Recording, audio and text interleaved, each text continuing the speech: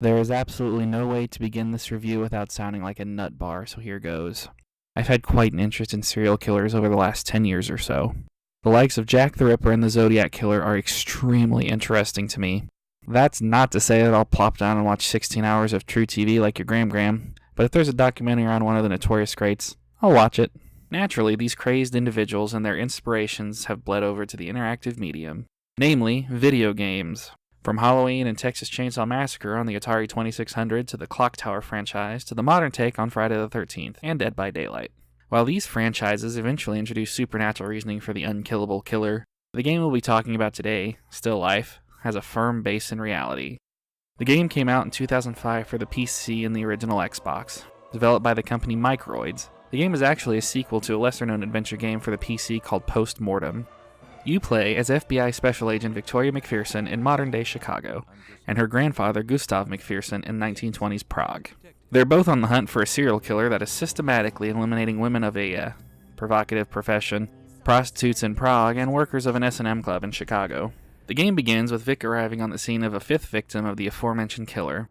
What follows is an engaging story that bounces back and forth between the two time periods, with each McPherson having their own puzzles, supporting characters, and inventories.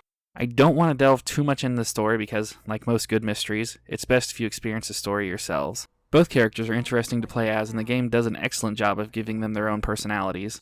Unfortunately, aside from the two playables, the cast is lackluster at best, with a disturbing amount of them ending up as nothing more than plot fodder. Even what could be considered the sidekick to the mains are less than stellar.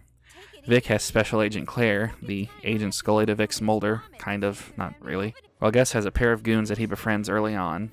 Aside from Claire having a motherly personality and the goons being, well, goons, there's not a whole lot of character development. Your boss is an ass, the chief of police is an ass, non-primary prostitute is an ass. The game is full of asses. This game, at the time, actually suffered from quite a bit of controversy due to its ending. Not to elaborate too much on the plot, the ending is not satisfying at all. We're talking the mist levels of unsatisfying, although I would argue that's a very satisfying ending. You do what you set out to do, but there's no pretty bow. They kind of suffered from what The Amazing Spider-Man 2 suffered from. It tried too hard to set up a sequel. But unlike Amazing Spider-Man 2, this did get a sequel 4 years later, a PC-only affair called, originally enough, Still Life 2, which does have a satisfying tie that brings the series to an end, or so I've read. Haven't beaten it yet. Still Life is a point-and-click adventure game through and through, and I'm a sucker for a modern point-and-click game, having grown up playing a lot of these. This does introduce some interesting controls due to playing on the console, but it works pretty well, for the most part. It does lead to some abrupt directional changes when the static camera changes position, though. In its defense, Devil May Cry suffered from the exact same problem. It's the biggest downside to static cameras paired with 3D controls. It isn't a huge gripe, but it does take some getting used to.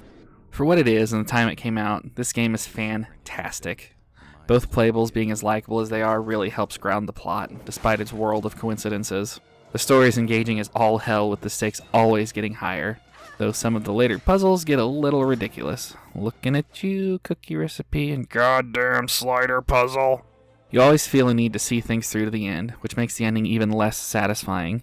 Despite this, though, I can't recommend this game enough. The story is awesome, both Vic and Gus are likable enough, and the puzzles, while challenging, by no means utilize moon logic, save for the aforementioned goddamn slider puzzle. But that's less moon logic and more just annoying as hell, as slider puzzles tend to be in games.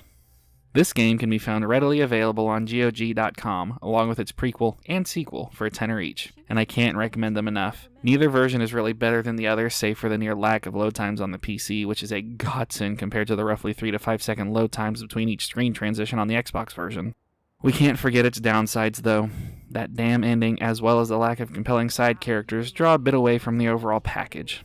But if you dive into the sequel immediately after the first, playing the pair as one long game compared to 2 medium-length games, things roll much more smoothly, making the ending sting a little less. As a fan of the genre, I say play this game any way you can, along with its sequel, and enjoy. As previously said, sorry for not delving more into the story, but the only way to really experience the plot of this game is to play it. Like right now. The game is 12 years old. Any computer can play it, so there's no excuse. Finish the video first, then go get this fantastic game. Hey guys, thanks for watching. Don't forget to like, comment, and subscribe so you can keep up with me and see my newest videos as soon as they go live.